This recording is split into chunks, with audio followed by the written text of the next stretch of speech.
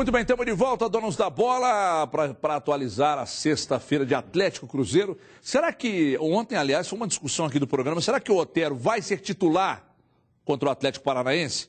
A gente desvenda esse mistério agora. Olha o que o Marcelo Oliveira disse aí. Ele é uma opção boa, né? Ele jogando pelo meio e o Robinho pela esquerda, assim como pode ser o Carlos pela esquerda e o Robinho por dentro, mais solto, né? Sem a necessidade de marcar, porque o jogador que joga pelo lado do campo nesse sistema de 4-2-3-1, ele tem que acompanhar a lateral. Colocando o Otero, a gente ganharia também a bola parada. Mas ainda não está garantido isso aí, nós vamos testar as duas formações. Se eu tiver que jogar por dentro também, é claro que eu vou tentar ajudar, né? Eu sempre fui verdadeiro, a posição que eu estou mais adaptado é aberto pelo lado esquerdo, mas se eu tiver que jogar por dentro, eu vou procurar fazer o meu melhor. Agora, se o professor optar por jogar o Otero, ou o próprio Carlos Eduardo também, que é o meia, né, facilita para nós, porque aí cada jogador joga de acordo com as suas características, né? Não foge muito. Realmente, Gomide. Bom dia. Não, bom dia não, boa tarde. Boa tarde. A gente nem não estava lembrando do Carlos Eduardo. Por que a gente não está lembrando do Carlos Eduardo? Boa tarde mais uma vez. Boa tarde, Everton. Boa tarde para o pessoal de casa. Ouvindo aqui, acompanhei o treino lá de manhã e ouvindo agora a resposta do Robinho, que comentei aqui, enquanto ele falava, né, que a gente nem lembrou do Carlos Eduardo ao longo da semana, e que, se eu não me engano, o último jogo do Carlos Eduardo foi contra o Sport, lá na Ilha do Retiro. Última vez que ele entrou com o Marcelo. Aí ele teve uma lesão e tal, mas depois disso vai para o banco, mas não é aproveitado. Acho que é totalmente impensável que ele vá sair jogando. A dúvida é entre o Otero e o Carlos, né? Mas aí explicou o Marcelo. Se colocar o Carlos, você é obrigado a alterar taticamente alguma coisa no time, de colocar ou o Michael Suel ou revezar Michael Suel e Robinho, jogando mais por dentro e vindo um pouco mais de trás, do que colocar o Otero, que é jogador de ofício. Eu acho que ele falou, ganha na bola parada, a gente sabe que o Atlético Paranaense não vem um pouquinho mais defensivo e a bola parada talvez decida jogo. Então, quem sabe esse seja um fator para o Otero largar na frente. Quanto menos mexer, melhor, Du. Os caras mexendo demais, tira daqui, põe ali, tira o Robinho de lá onde ele rende mais, põe aqui. Aí você não ganha o 10 e ainda perde um cara que rende na esquerda. Boa tarde. Boa tarde, que a gente falava aqui durante a semana. Se ele pode fazer o simples, mexer uma vez só, para que ele vai mexer na estrutura toda? Para que ele vai tirar o Robinho da posição que ele está mais rendendo? O Robinho está jogando muita bola, está fazendo gols nessa posição. Para que ele vai tirar e vai centralizar o Robinho? Ou, se não centralizar o Robinho, ele vai tirar o Michael Suel, que tem sido o melhor jogador do Atlético nos últimos jogos, fazendo aquela função de reposição, caindo pelos lados, para centralizar, e vai perder um desses dois, a qualidade de um desses dois, para abrir mão de um Otero, para, sei lá, enfim. Coloca o Otero no meio, adianta o Prato. Todo mundo sabe que tem qualidade para fazer isso, para jogar pelos lados. Já jogou de centroavante, aliás, a maioria das vezes no Atlético nos últimos anos foi de centroavante. Eu acho que o Marcelo vai fazer o simples. Fica a dúvida na zaga para a gente, porque ele não deve ter dúvida nenhuma. Ele já deve estar trabalhando com o jogador que vai entrar, possivelmente o Ronaldo. E tomara que dê para... Não sei se o Léo acompanhou... O Marcos Rocha deve jogar, Léo? Acredito que sim. E no meio não tem dúvida entre o Lucas Cândido jogando ao lado do Donizete. Então não tem muito mistério. E o Atlético Paranaense vem muito desfalcado. O Atlético precisa aproveitar isso. Pode vir até ser o treinador, né? Precisa aproveitar. Perdeu até mais um, né? O Vinícius também parece que vai para o Goiás. Então é Vinícius, Otávio, Walter. Tem mais um. Tem um. Hernani e o Léo lateral. Hernani e Léo lateral. São muitos desfalques. O Atlético tem desfalques. E o goleiro, né? E o principal, quer dizer, o principal não, mas um dos principais. Você pega Otávio, Walter e Everton. Não, e o Hernani também é. Mas eu estou falando dessa espinha dorsal, você quebra ela toda. Você tira o principal goleiro, você tira o seu principal jogador de meio campo, não adianta falar que não é, e você tira o Walter. Aí o torcedor do Atlético está em casa falando, mas o Galo também está desfalcado, mas aí entram as peças de reposição. O Atlético perde o Fred de centroavante, mas tem o Lucas Prato. Ele tem um Otero que vai fazer a função, pode fazer a função de armador. Está saindo o Carlos César para voltar ao titular, o Marcos Rocha. Só a zaga que fica essa interrogação, que eu não acho que nenhum deles que são reservas estão à altura ou de Leonardo Silva ou do Eraso. O Everton, é jogo impensável para o Atlético perder ponto. Precisa somar. Dimara, já que o Eduardo tocou no assunto de zagueiros, você acha que foi o Ronaldo? Até por uma questão lógica, que é quem vinha entrando, e já que ele não quer mexer na estrutura demais... A imprensa não acompanha o treinamento, então não dá para a gente nem definir se o Ronaldo treinou bem ou tal. Me parece que está mais para ele. Eu entraria com o Ed Carlos por uma questão de experiência para não ter que inverter tanto e diminuir a questão das mexidas. Agora, ali no caso específico do Robinho, eu ouviria o que o Robinho falou. O Robinho falou assim, não mexe comigo não, me deixa aqui, coloca o Otero ou o Carlos Eduardo e me deixa onde eu estou, que eu estou tranquilo, estou fazendo isso.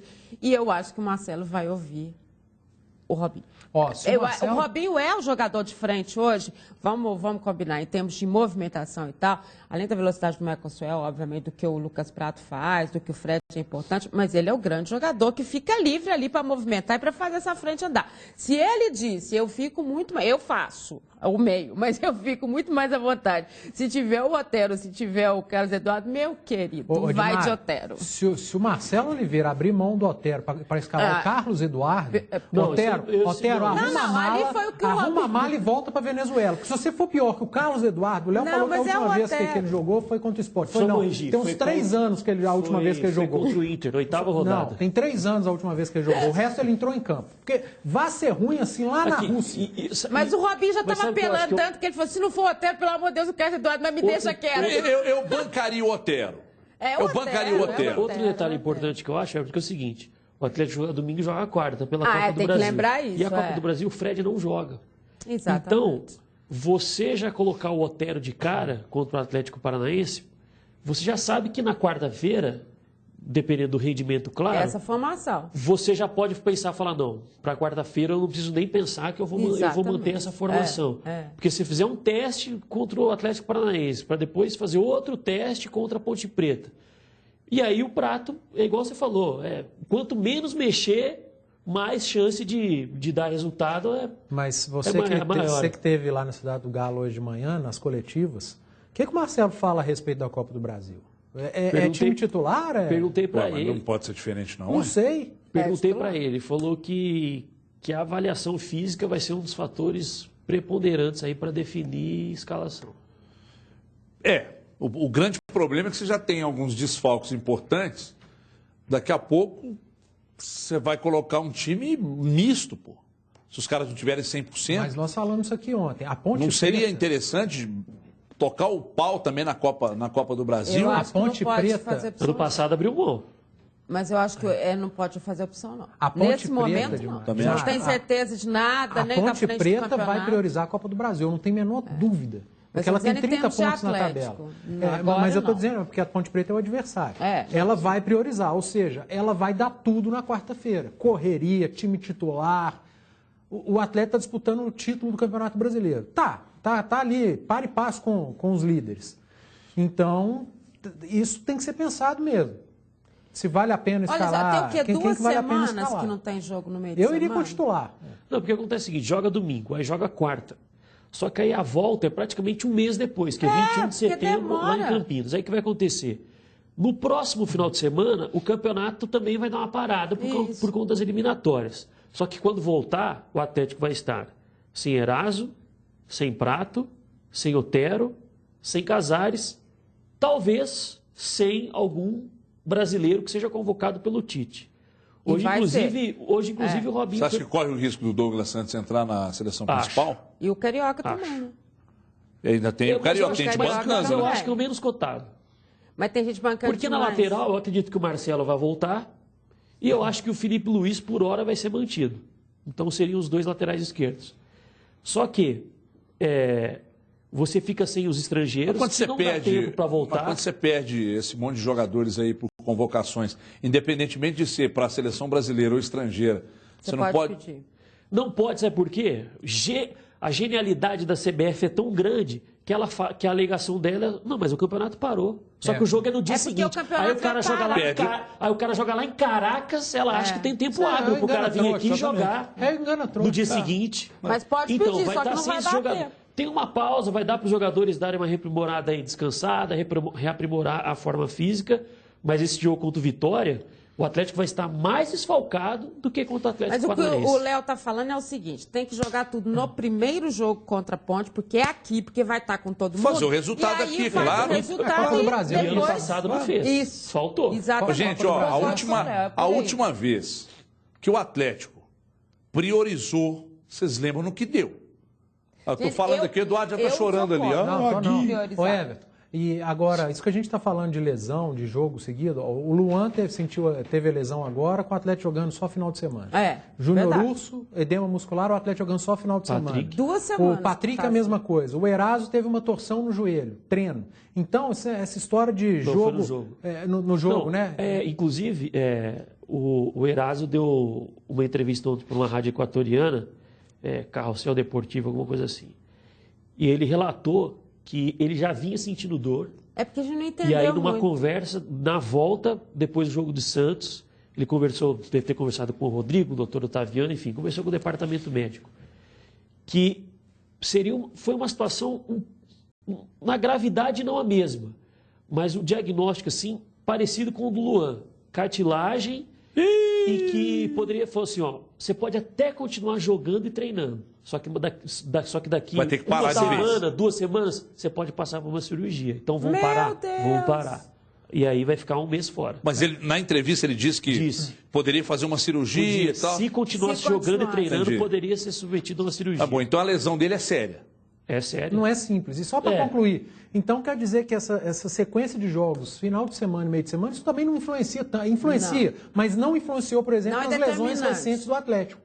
Que o Atlético teve Luan, Patrick... Não, até o Ed Carlos machucou em treino. E machucando em treino e jogando só final de semana. Então, Rádio Caravana. E é por isso tudo que o Léo falou, dessa pausa para as eliminatórias, tá vindo, que eu acabei de falar, de jogos só final de semana, quarta-feira, Marcelo, se der, é força máxima e faz o resultado. Resolve a situação. Porque a gente falou, eu falei ontem aqui, Ponte Preta, e eu citei até o Atlético Paranaense, em casa, estão bem. Então é hora de fazer o resultado aqui. Marcelo, não prioriza, porque quando prioriza, a garapa azeda e azeda mesmo. E eu tenho, aliás, eu tenho certeza, é até pretensão, mas eu imagino que o presidente Daniel Nepomuceno vai até bater um papo. Fala assim, meu filho, o Aguirre foi com esse negócio aí de... Mas o Marcelo foi claro. Na Libertadores não pode. Se der, tem que ganhar tudo. O Marcelo foi claro, ele falou que vai consultar fisiologia e departamento. Mas aí é mais dentro por ele vão os titulares. E mais dentro disso do que o Léo falou, porque às vezes tem jogador tipo o caso do Eraso. Tô sentindo, e aí vai ver... Então, acho que tem que ouvir nesse sentido, mas não no fato de, vou poupar todo mundo, vou entrar com mistão, porque... Não, é definir... Agora, que preocupa. O Atlético, Eduardo falou ali e tem razão. Os zagueiros do Atlético são bem abaixo dos titulares, os reservas. São bem abaixo dos titulares, isso preocupa sim. Aí aquele comprometimento dos homens de frente lá, igual foi contra o Palmeiras, os caras vão ter que se desdobrar para ajudar, para a bola não chegar estourada lá atrás, precisa chegar azeda. Olha o Fábio Batista Lino, está dizendo, o jogador Lucas Cândido, no meu modo de ver, não tem condições de jogar no time titular do Atlético. Discordo.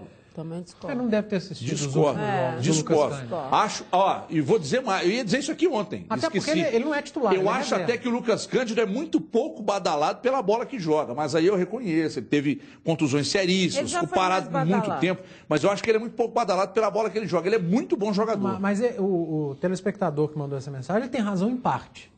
Quando tem Donizete e Carioca, realmente, para mim o Lucas Cândido não é o titular. Não tem condição de ser titular na vaga desses dois.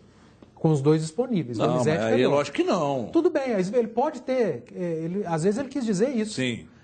Mas jogar o Lucas Cândido é muito bom jogador. E eu digo mais, eu acho ele melhor do que o Eduardo, que foi pro Inter. Também acho, mais completo. E o Eduardo jogava mais que ele. Ele é muito também sério, pelo processo. Ele não brinca por ali, de contusão que passou e tal, mas eu acho ele mais completo que o Eduardo. Talvez é porque ele fique com o Lucas Cândido, o improvisado da esquerda, que rendeu muito pouco, foi muito mal naquele Mundial.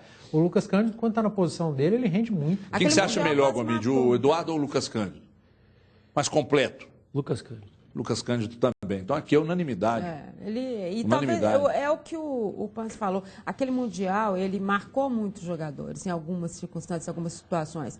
E um deles foi ele. Né? E aí veio a contusão e veio uma série de coisas. Duas seguidas. Duas seguidas. E você pegava pela base, ele era a grande revelação da base do Atlético. Nós chegamos a fazer Copa do Brasil, Campeonato Brasileiro, narrando ele. Ele era do time que foi vice-campeão da Copa do Brasil. Que, assim, aquelas nós transmitimos esse jogo. Nós perdeu lá 4-1 e ganhou aqui 2-1. Do Vitória da Bahia. Inclusive, na final, ele foi expulso. Do Vitória, não foi? O jogo. Gêmeos. Vitória, né? Daquele time que depois, vamos dizer assim, está ajudando o profissional. Tinha o Gêmeos, que foi vendido esse ano. Tem ele, Wilson? Carlos. Não, o goleiro era o Paulo Vitor. E os três.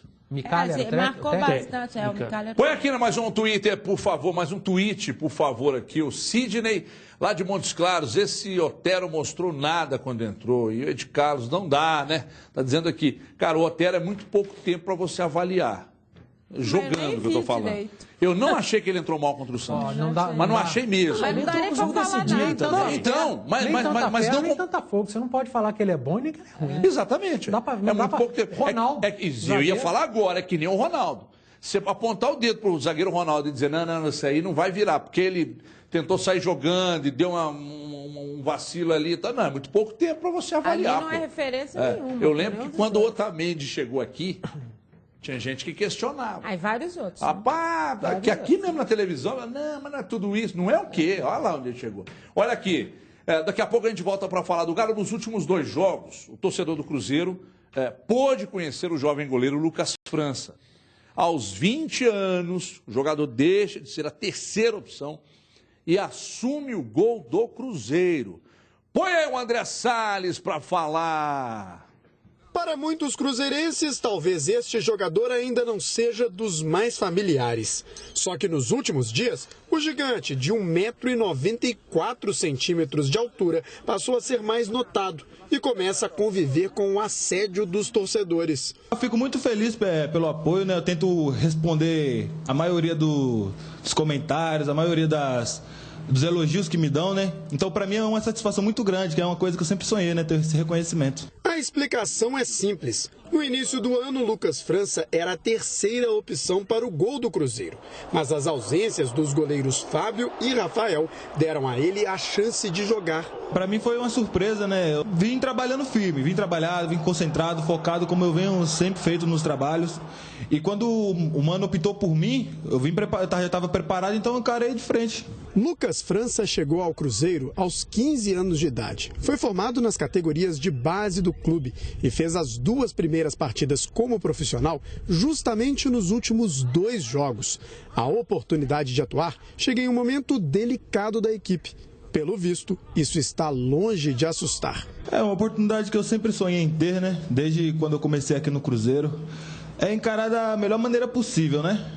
Trabalhar no dia a dia, com seriedade e agarrar a oportunidade sempre firme, né? E não largar. O jovem goleiro tem apenas 20 anos e já conta com a confiança de ninguém mais, ninguém menos do que Henrique, novo capitão da equipe e com um currículo de 334 jogos vestindo a camisa do Cruzeiro. Competência ele tem, se não tivesse, ninguém ia se arriscar para colocar ele para jogar. Dá tranquilidade, passar que ele é confiança para ele, que ele tem muita capacidade e vai nos ajudar nesse momento. Os dias de anonimato estão contados. Daqui para frente, Lucas França vai ficando mais conhecido dos cruzeirenses. A primeira coletiva, né? A primeira de muitas, né? Que vai vir agora, com certeza, né? Continuar fazendo um trabalho bom e ter o reconhecimento, né? Que é muito importante.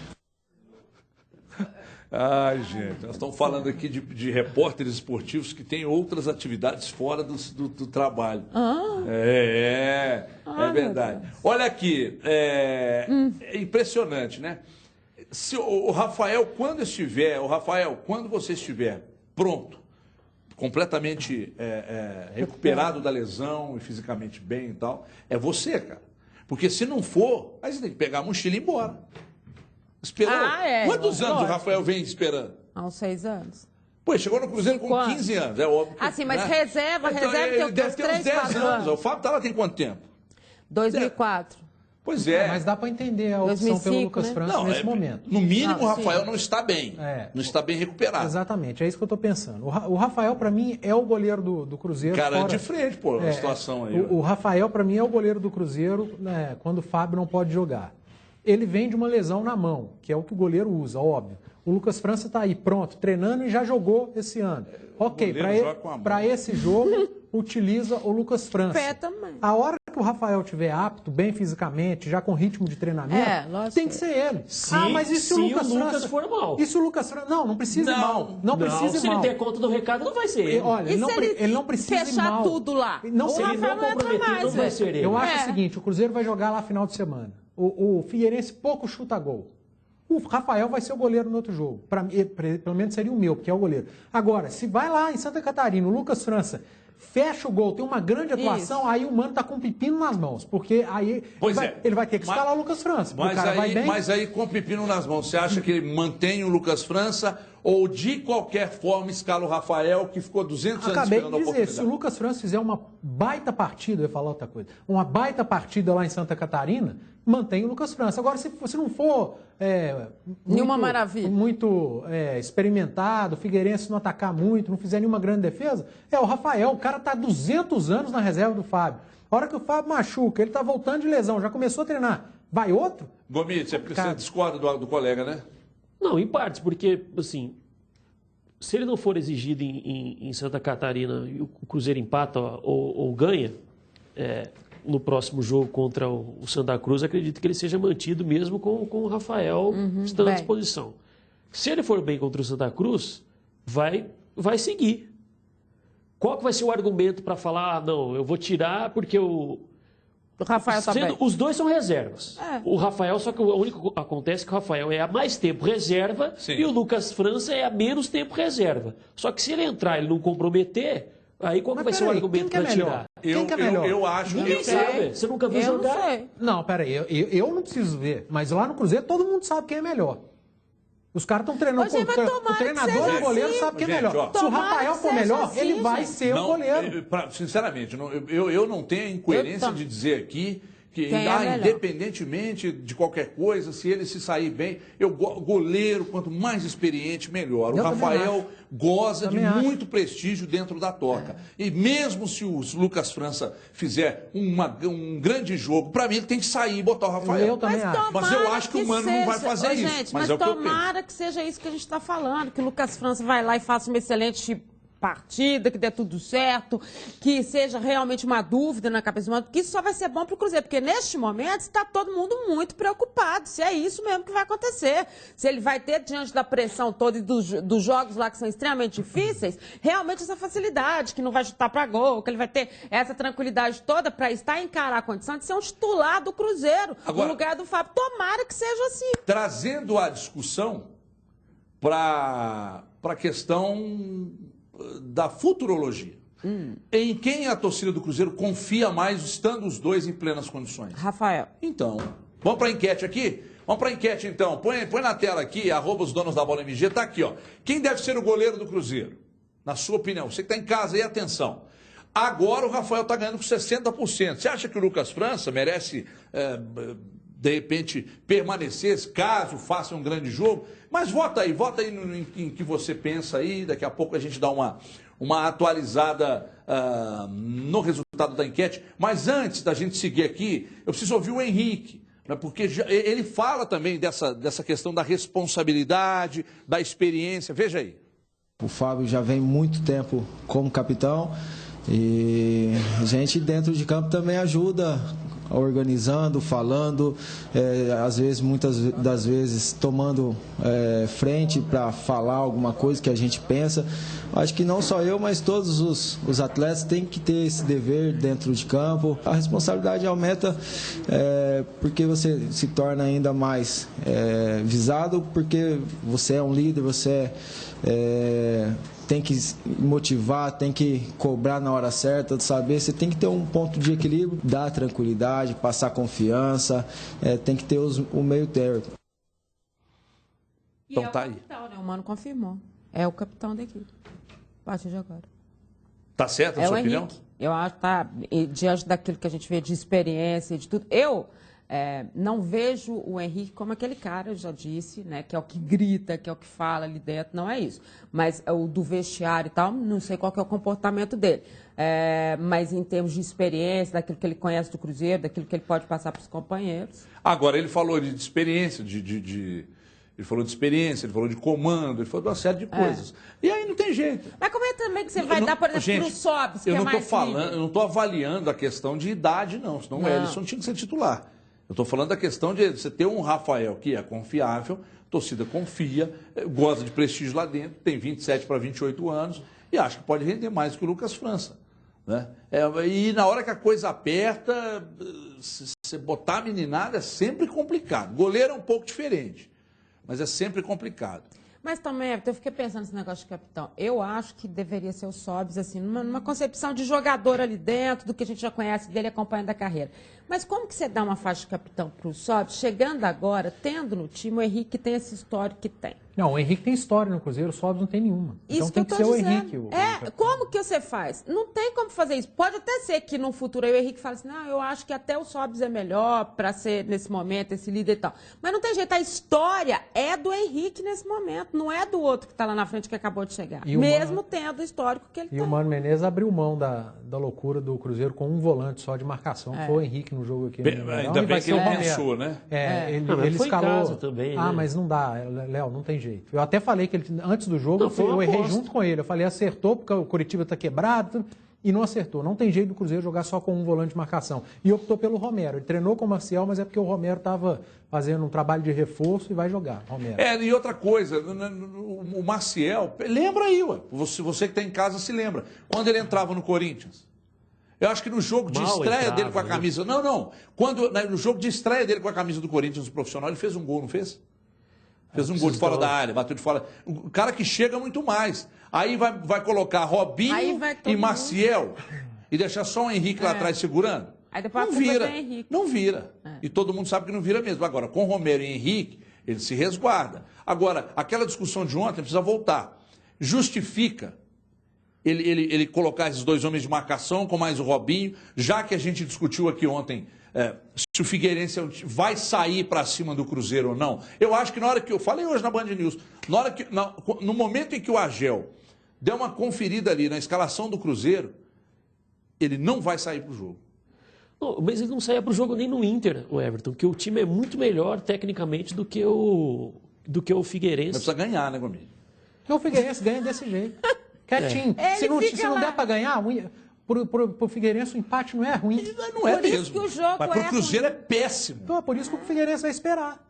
Por isso que o Figueirense espera todo mundo em casa, não tem jeito. E o pau quebrou lá ontem, viu? Também. Torcida organizada foi no CT, reuniu no vestiário. Agora, prepara, porque a arbitragem lá em Santa Catarina é sempre problemática. Todo jogo lá tem jogador expulso. Todo jogo. Eu estou exagerando, mas 80% dos jogos tem jogador do time adversário expulso. Prepara o estádio, não deve estar lotado, mas deve ter um bom público, porque o povo está cansado de Olimpíada, quer assistir futebol e é um jogo de confronto direto.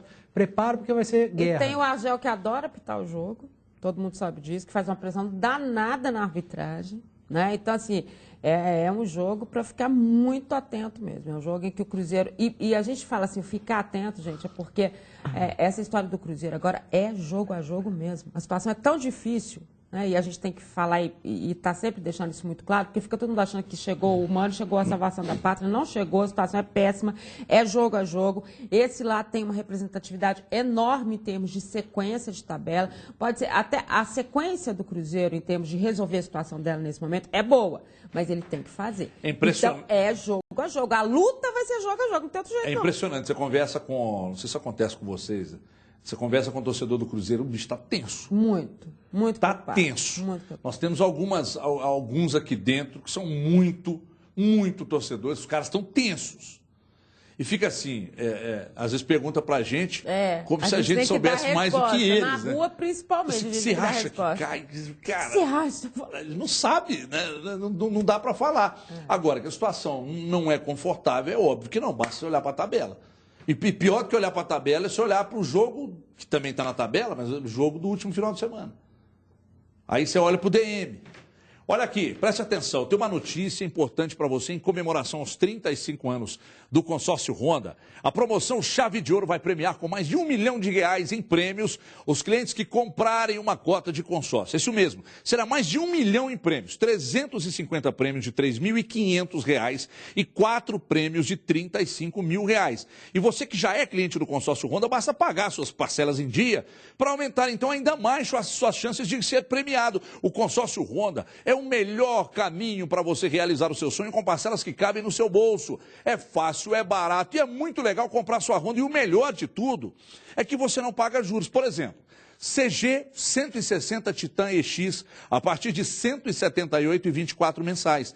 NXR 160 Bros a partir de R$ 181,71 mensais. Você vai perder tempo? Claro que não. Vá agora mesmo a uma concessionária Honda, faça o consórcio, participe da promoção Chave de Ouro. Você poderá ganhar R$ 35 mil em prêmios. E se você montar numa dessa Bros, você pode soltar o Bolt do seu lado que você ganha dele. Vamos para um rápido intervalo, é rapidinho lá e cá, até já! Os donos